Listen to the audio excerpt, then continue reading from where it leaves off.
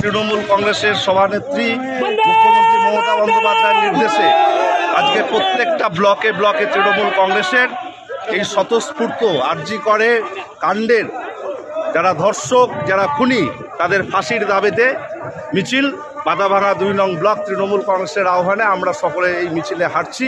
আমাদের একটাই দাবি, সিবিআই অতি দ্রুত দোষীদের চিহ্নিত করুক এবং ফাঁসির ব্যবস্থা করুক।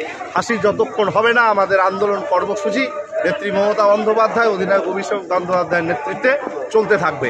আজকে সারা রাজ্য জুড়ে এই কর্মসূচি চলছে। মাথাভাঙার এই নিশিগঞ্জে মাথাভাঙা ২ নং ব্লক তৃণমূল কংগ্রেস কমিটির পক্ষ থেকেও একই কর্মসূচি, ধর্ষকদের ফাঁসির দাবিতে আমরা রাস্তায় নেমেছি।